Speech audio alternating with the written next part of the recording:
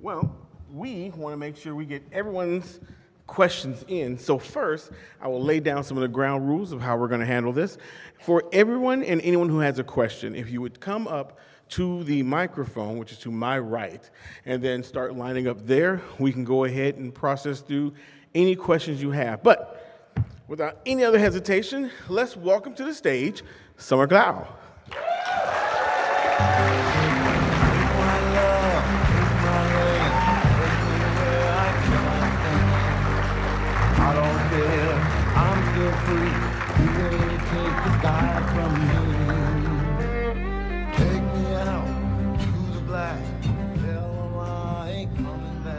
It is wonderful having you here with us at the show real quick. As we have people who will come up to the mic for questions. And if you have a question, feel free to come up to the mic. I am going to ask that you speak of one thing before your acting career. I did not realize that you were a classically trained ballet dancer, as well as other crafts. So if you could speak to that a little bit, we would love to hear about your first life, I like to say. Well, yes, I danced since I was a very little girl, and just the other day, my husband asked my mom, who sent her to ballet class, and how did she get so serious about it? And I think I went to class with a bunch of other friends for the first time, and absolutely fell in love with it, and got really serious about it when I was 5, and I started dancing full-time with the ballet company when I was 12, and I always thought I'd dance. I had this thought in the back of my mind about acting, and I would see visions of myself acting, but I never really took any theater classes. I was homeschooled because of ballet. Oh. So I would dance all day, and then I would I also taught gymnasts. We had a junior Olympic gymnast team in San Antonio, and I was their ballet coach. Wow. And so I would do that, and then I would come back and dance at night and just do school sort of in between. And then, of course, I was one of those girls that got hurt. So then I had to have a plan B, and that's how the acting came in. Thank you, God. That it all worked out. But yeah, stay in school because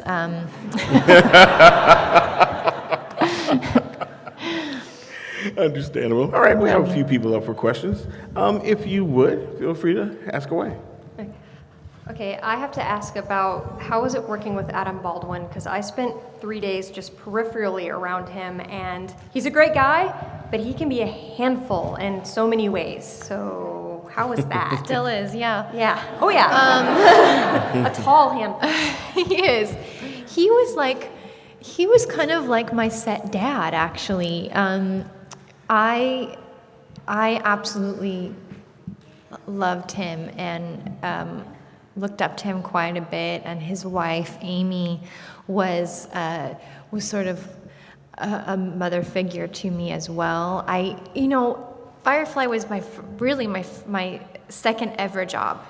I did that one episode of Angel, and then from there, Joss kind of thought, maybe I should have her audition for this new show, and I ended up by some miracle getting cast in it. And so when I showed up at that table read for the first time, I really didn't know how to do anything, and I needed a lot of nurturing.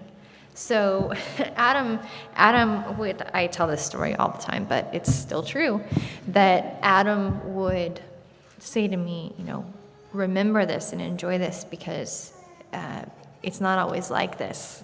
And of course he was right when he was talking about the family atmosphere and the creativity and the quality of the story and the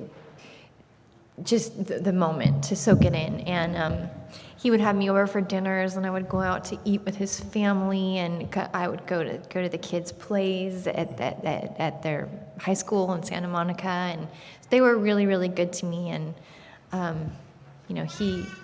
he definitely keeps you on your toes. He's not afraid to tell you the truth. tell you his truth.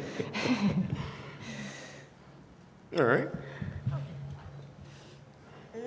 Hello. If you grab the top of the mic Oh, okay. and then pull it towards you down. I wasn't sure if I was allowed to touch this. Yeah. Feel free. Just don't take it back with you to the chair. That'd be weird.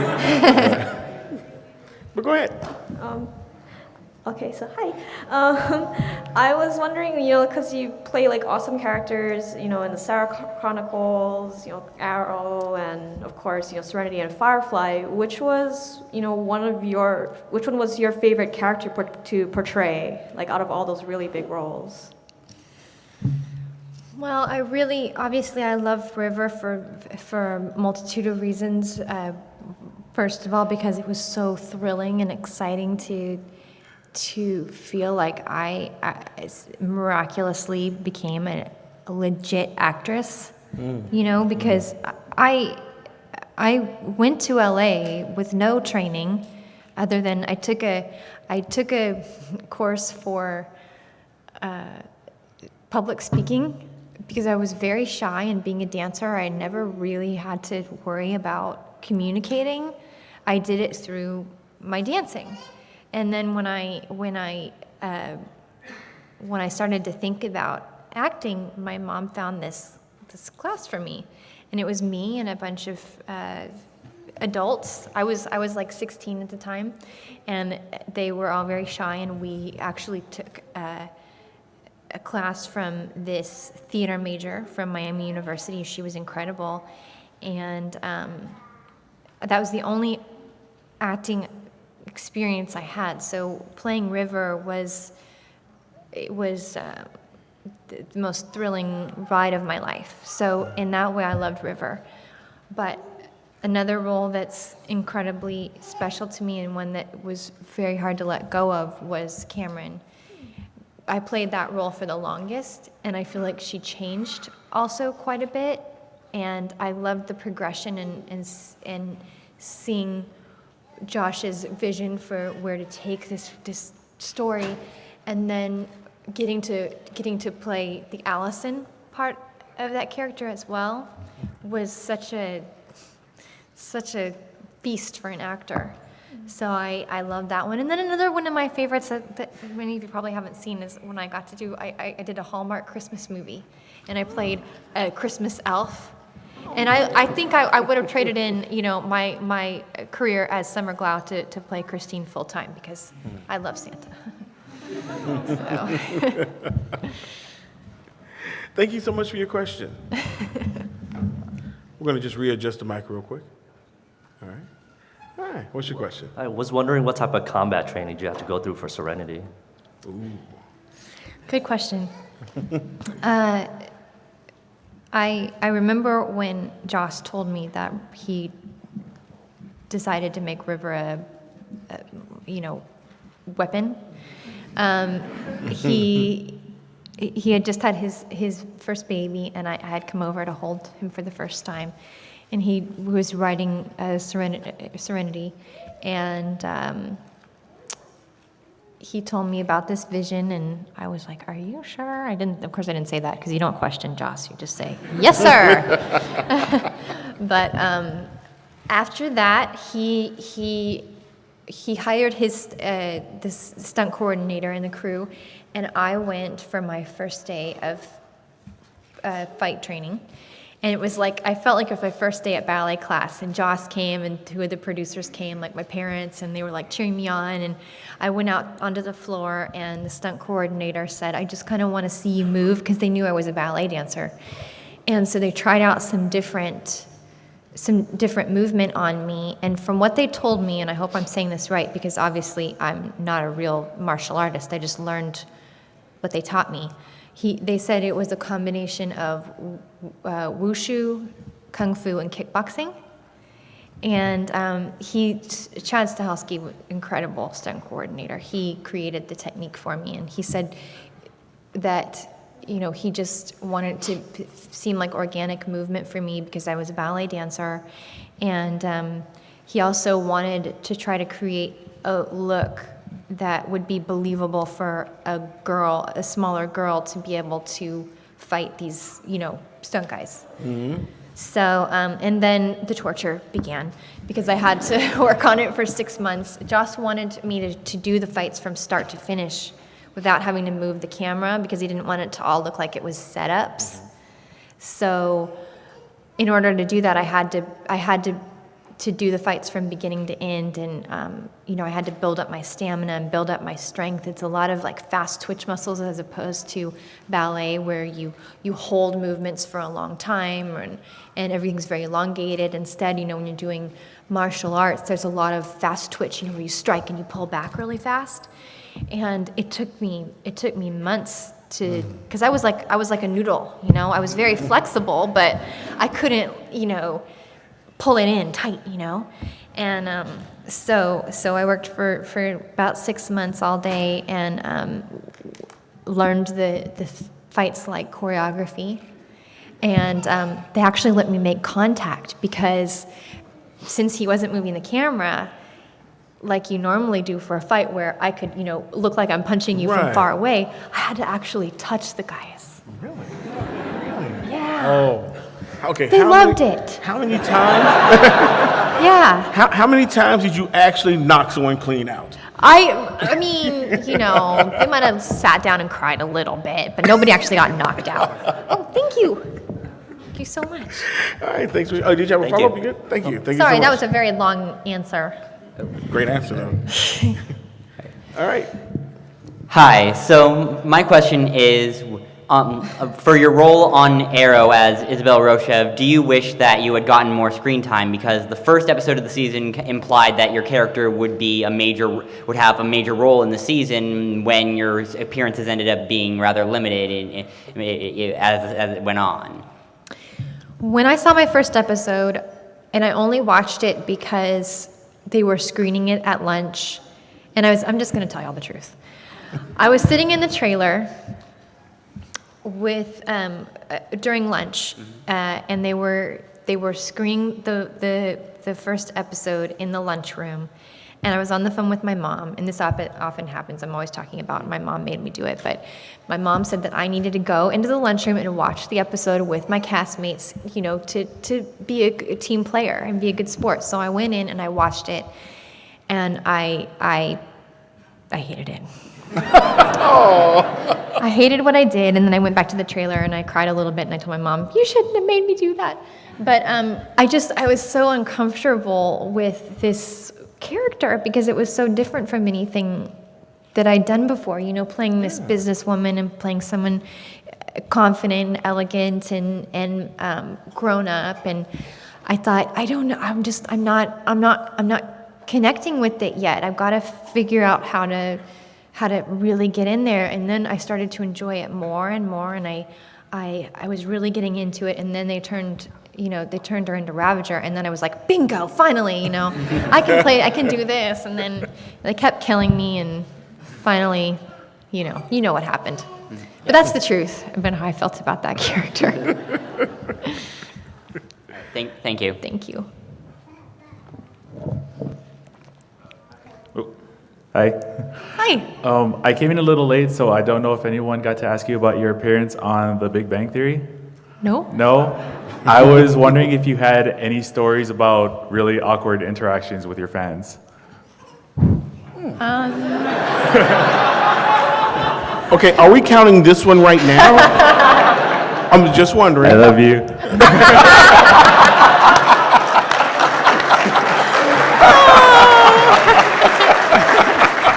That was perfect timing. See, you should be on Big Bang. No, whenever people ask me this, I say that my interactions with anybody who's appreciated my work are kind of sacred to me, so I never, no matter what happens, and sometimes things do happen, I keep it to myself because, it's such a blessing. And I know when I've had a few fan interactions myself that have probably been pretty embarrassing for me, and I've I've only had one time where somebody was not nice to me. That I went up to them and stuff just starts coming out. You know, it's sort of like an out of body experience, and you walk away and either you feel uplifted or you feel kind of disappointed. Right. So I'm grateful for any time that somebody comes up and says that they liked something that I did, and I've almost always enjoyed it, except for that time I had to file the restraining order. Oh, cool. But yeah, other than that, yeah, it's been great. Thank you. Thank you. Thank you. First, I would just like to say welcome back to Hawaii. Thank you. And I was just curious, since Firefly and Serenity ended, unfortunately, it seems like a lot of you and your former cast members have gotten involved in a lot of DC animated films. Like, let's see, Adam portrayed Superman in one. I think Nathan was Green Lantern in another. You, of course, were Kara Zor-El in one of the animated films, and you were amazing. Thank you. I was just wondering, has there been any plans or talks of maybe doing like a animated Justice League movie with all of the old Firefly actors? As various DC heroes at some point? There's talk now. I like that. I like that. I think that we have a really diverse group of energies and voices and qualities that could really make a good one. But I don't, you're the first one to come up with it, so just write that thing and we'll show up. Yeah. I hope it happens. Thank you. Aloha. Do you ever think about holding a major role as a ballet, doing ballet again? And what is ballet holding in your current life? Oh, well, I did for years.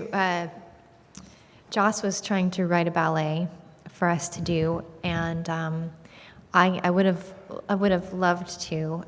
Things just kept happening, and we never actually got around to making it. But I've had anybody who's a dancer probably understands this, that you kind of have a love-hate relationship with it.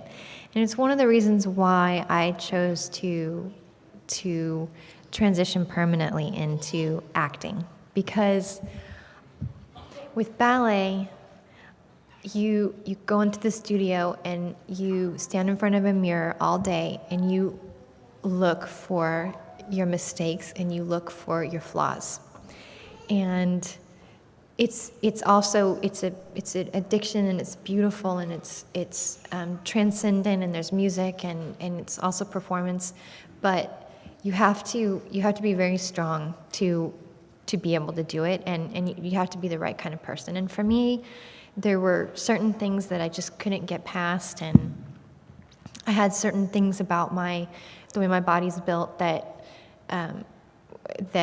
just weren't perfectly suited to being a ballet dancer. And so it was a very emotional push and pull for me. And so when I became an actor, I thought, okay, I'm free from it. I'm moving on. But throughout my career, I kept going back and ending up dancing, and like I did for Joss, and then I did for Terminator, and you realize that it's who you are. And over the years, I've gone back and I've been able to take class, and now that I've had a baby, the love that I have for ballet is coming back, and I'm wanting to share it with her. And it's also kind of it's complicated for me, because part of me wants her to dance, but part of me also doesn't want her to have some of the hang-ups that I have. But I took her into the ballet studio the other day, because my favorite Mexican restaurant is next door. So I took her to get food, and then they had a class, so I slipped in there, and I stood there and held her and watched the class for a while, and I thought, it's time for me to go back too. I want to get back into class, and who knows? I think it could really be good for me. And I I think if there was ever a project where I could dance, it would really push me in the way that I worked for the martial arts, you know, for Serenity, to really get back in shape and to kind of get over some of those hang-ups that I have.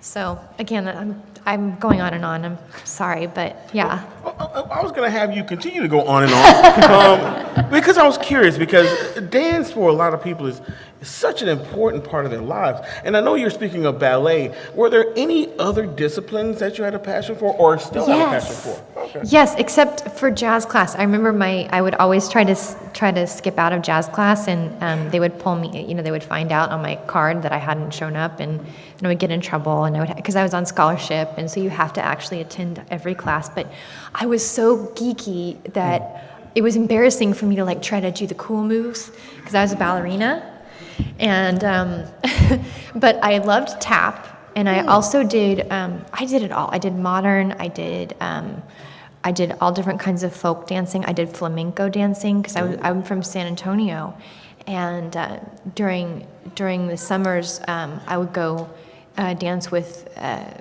Ballet Folklorico, and I loved the flamenco dancing. And then when I moved to LA, I actually until I got enough work to just be an actress, I was still a dancer, and I did ballroom dancing.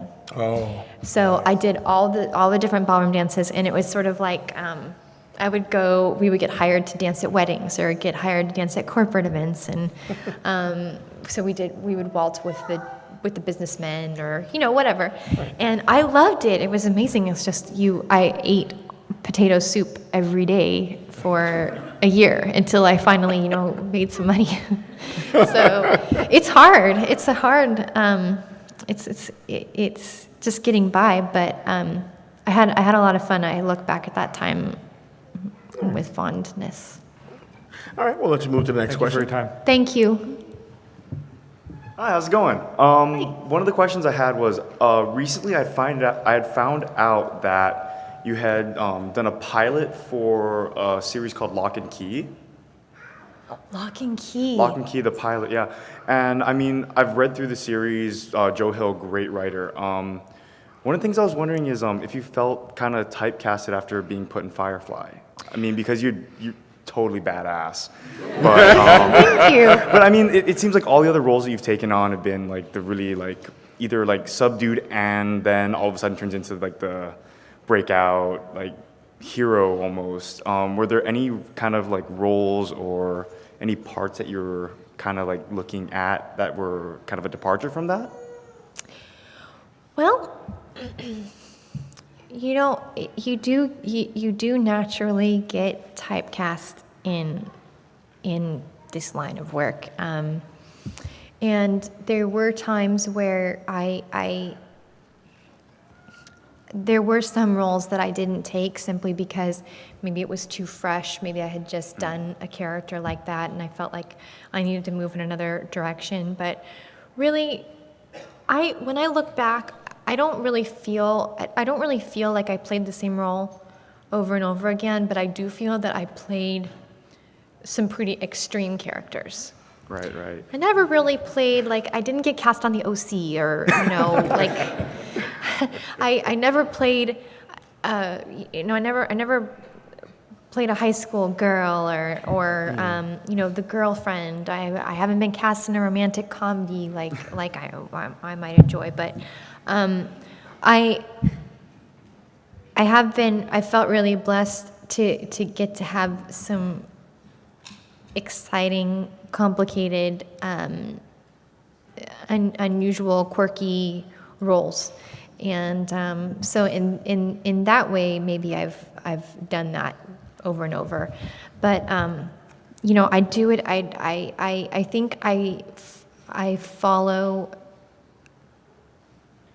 I know when I read a role if I want to play it, if I think I can do it justice. And I always just go by story. If it's a story that I want to be a part of, that's what I go for. And you just kind of know. You get that instinct when you're an actor. You know if it's going to be a fit for you. So when I look back, that's why I chose what I did. Very cool. All right, thank you. Yeah, thank you. Thank you. Hey. Good? Cool. It's microphone adjustments. Okay, you'd think after standing in this line I could phrase this properly. Now that we've had one half of the awkward fan question, do you have any stories you'd be willing to share about your first time meeting somebody that like inspired you, or an actor you really liked, or did work you really loved, and was just like super nervous about talking to them, and what was that like for you? Not to make this hard, or no pressure, but... I believe it was in Orlando at a convention, and I think we were walking back from photo ops, and this was I think I was with Jewel and Sean. Maybe Marina was there too, but we were walking back from doing photo ops, and I ran into Marina Sirtis from Star Trek: The Next Generation. Yeah. And then I saw her, and it felt weird. And then I looked past her, and I see Brent Spiner, and I look past, and I see the whole cast of Star Trek: The Next Generation, and I started to cry. And I don't know what I said. I don't know what I said, but they were so kind to me, because that was my show when I was a little girl. I was scared to sleep on my own bed, and so, but every night my dad would go through the motions of like making me go into my bed and lay down, and I would go through the motions and pretend to fall asleep, and then around 10 o'clock when the show came on, I would sneak in there and ask if I could watch it with them. And so I was in love with Marina Sirtis. I thought she was so beautiful and so heroic and sensitive, and so when I saw them, it was the biggest fan moment I've ever had, and they all took a picture with me, and I treasure it. And that's probably the most special one I can remember. Thank you. Yeah, thank you. Hi, Summer. So your best known roles are for very strong, powerful, badass female characters, and I was just wondering if you would consider yourself a feminist role model, and if so, why or why not? Thank you. Well, I guess that wouldn't be up to me. I guess it would be it's in the eye of the beholder, I guess. If I'm a role model, and there's so many different expressions of feminism, and I think I'm one of 3 girls. I'm the oldest sister, and I think all 3 of us would consider ourselves empowered women, but we're completely different. And the ways that we express our independence and our strength and our freedom is different, and we have discussions about it. So this is an interesting question that you asked me, because the things that make me feel empowered are different, maybe from my sisters, and the things that are most important to us are different. But I would say that throughout my career, I've read a lot of material that has made me feel demeaned, and I just can't do it. And I can't do it because I have this reaction where I'm like, I don't want my family to see me doing that. And I think it's partly because we were raised that way, and they've really shaped who I am as an artist as well. So I've always tried to choose roles that make me feel good in being a woman. And it doesn't mean that you always have to be the one who saves the day. You don't have to be the one who is strong. You could be the one who's damaged. You could be the one who's weak or who's shy. But it's in the way that it's written. It's in the way that the story's told that can make you feel empowered.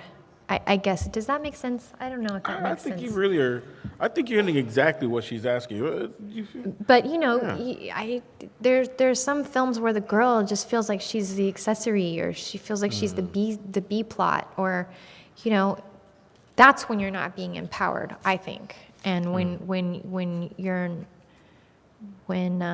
not being the hero is when, you know, and Hollywood can do that. So I've been really lucky, and I met Joss early on in my career, and he's such a champion for women and finds women so compelling and interesting. The way that he writes women is complex and full-bodied, and so yeah, I guess that's the best I can. Thank you. Just to follow up real quick, it's interesting hearing you talk about this. It almost sounds as if, as you look at the body of work you want to produce, you not only look at how you connect with the role, but how it'll leave an imprint of what you've done. I do. I do. I think that's you know, at its best, that's what you want from being an actor. You are an artist in your heart, and you want to tell a story that is going to leave a lasting impression. And sometimes, you know, we all take jobs for different reasons, but I absolutely, every time I read something, I'm already envisioning, I'm envisioning the viewer. You know, they're part of the process. So, yeah. Okay. Yes. Okay, two things. One is if you could play Serenity or Dollhouse again, which one would you play again? And by the way, happy birthday from last week. Oh, thank you. Thank you. Well, I had a lot of fun doing Dollhouse until Amy shot me. Yeah, that was the sad part. So basically, it's too dangerous to go back there. And you know, with Serenity, I feel like we did get a chance to pick up the story and really make peace with telling the story, but at the same time, there's just so much more that those characters could have done. I think that each one could have had their own story.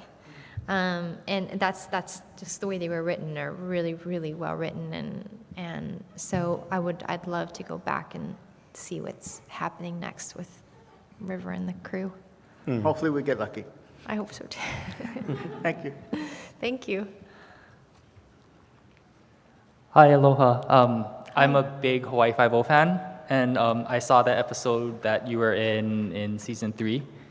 Playing the martial artist and the Lua warrior. So I was just curious, what was it like working with the, with the crew and the cast? And because everyone, the crew, the cast, they talk about, oh, how different here, and everyone's so awesome here. So what was it like? What was your story with that role?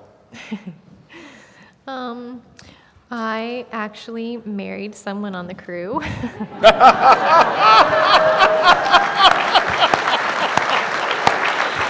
So some positivity there. I had some fun. I liked it. Yes, it's a funny story because I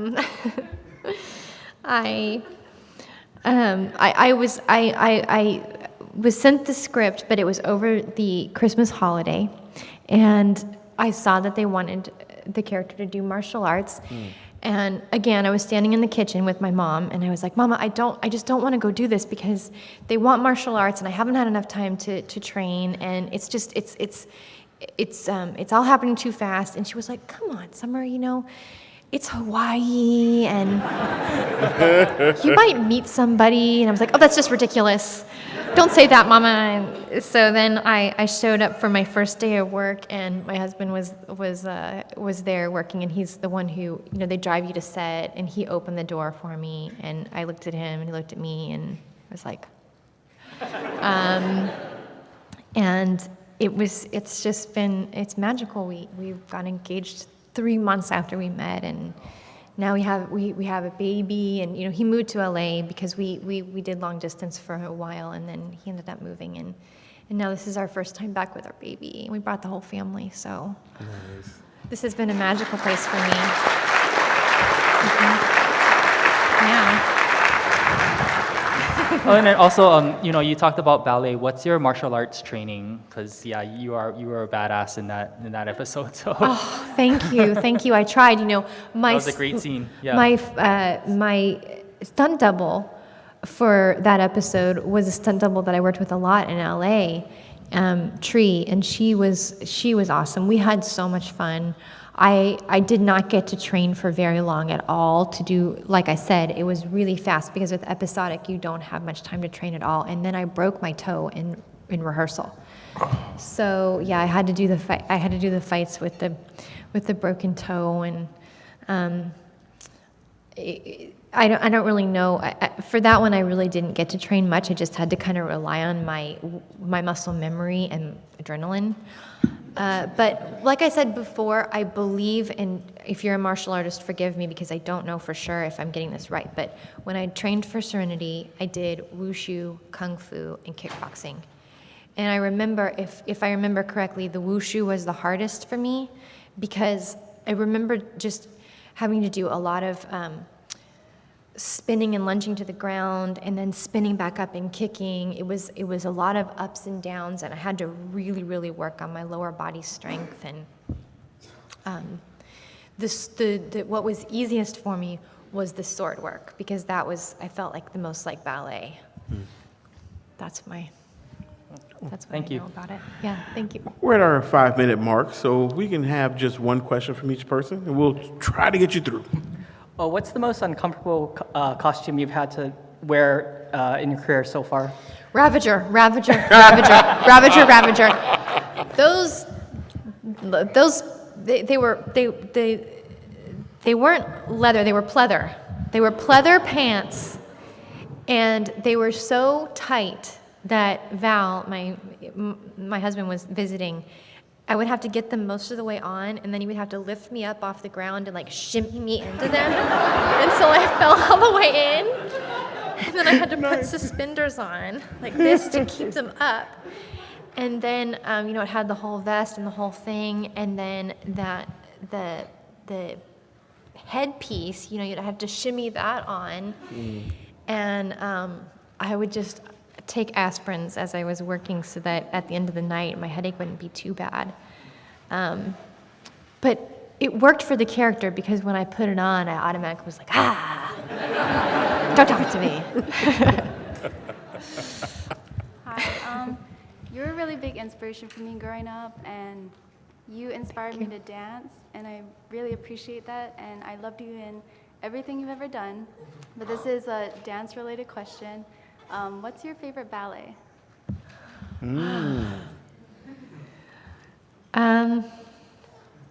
Well, my favorite ballet growing up was Giselle. And I never got to dance Giselle in real life because not many people will, it's very difficult to put on full-length ballets in the States because people, they want it to be, it's easier to do a mixed rep where everything is kind of exciting and interesting and it's kind of moves faster. To tell a story, ballet it's unusual. Yeah. It's more unusual. And I never, in my time as a dancer, was able to dance Giselle. And then, of course, I ended up sneaking into the callbacks for Angel and getting cast in Angel, my first ever job. I loved it. And Joss let me dance Giselle. And he enjoyed shooting ballet so much, and this is so rare, that he had a reshoot day to add more ballet to the episode. And I'll never forget that, how exciting that was for me. And now looking back, I love the Nutcracker because I danced it every year since I was a little girl, and I've played every role except for the boys' roles, and it's still so special to me. Okay, thank you. Yeah, thank you. I know we're running out of time, and I just came up with a burning question. Like Dollhouse, I think they kind of early on kind of knew that they were kind of like get rid of it. And your character, I think Bennett, you came in a little bit later, like in second, really like later on.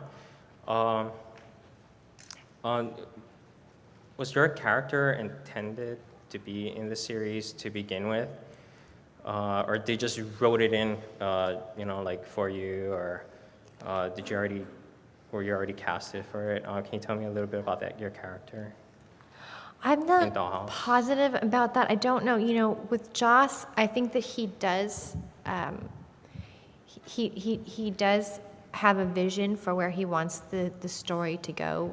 Further than what he'll tell us. He's very, very secretive about his plans for the show. Yeah. I don't think that Bennett was one of the original characters that he had in mind. Oh, okay. But that would be a question you'd have to ask him. Oh, okay. I don't know. So how did you get in? I mean, get the role? He just, how he likes to have his actors come back. And okay. So All right. Thank you. That's it. Yeah, thank you. Thank you. Lovely to speak with you in person. Thank you. Going back to your comment about your relationship with Adam Baldwin, how did you like, as River, beating him up all the time? Because, Jane getting beat up by a 90-pound girl is never going to get old. No, it never got old. I loved it. Except for that time when I had to shove that dish into, his area because I was really worried. It was hard, but he kept telling me, do not be shy. So, yeah, So he's brave. He's very brave. Oh, very good for him. All right. And this will be our last question. Hi, Summer. How's it going? Hi, Will. I just thought of this while I was listening to you talk about martial arts and sword fighting and ballet. Assassin's Creed has like strong female roles in it. Would you ever consider being an assassin or a Templar in an Assassin's Creed movie if the story was good? Because Ubisoft does really good stories. They just don't usually translate well to movies. Tell me about it. I don't know what. It's basically like they're assassins. There's like this technology called the Animus, where people in the future relive the past memories of their ancestors, which are assassins. And there's like this long-standing war between Templars and assassins. Templars feel that people should be controlled and do things certain ways. Assassins think of freedom, so they like choice, and there's like this conflict, but they all have like backstories. They were previously not assassins in the past. They were actually regular people before, but tragedy and things happened which led them to become assassins. Sounds really. Yeah. Sounds really good. Yeah, because the movie comes out December 20th. Is it 22nd, 21st? I believe so. And Michael Fassbender is an assassin in it. So. Oh, wow. Yeah, you'd be good in it because they're very interesting characters. Yeah. Well, I'll have to check it out. I'm not familiar with the story. If you wanted to really check it out, it's actually a video game series. Yeah, that you can just kind of grab. Oh, so that's where they got. That's where they got the story rich. from. Yeah, they've got really detailed story to it. Yeah. Well, thank you for that suggestion. So if you'll find out her agent's address and just mail her every copy of every game on every system, because you don't know what she has. Yeah. I'm pretty sure she might touch it. All right. Yeah. Thank you. Thanks, everyone. This was such a treat. I knew you were amazing, but now you are stratosphere for me. Thank you. I really appreciate that. All right? Thank you. All right, guys, let's go ahead and give her an applause for Summer Glau.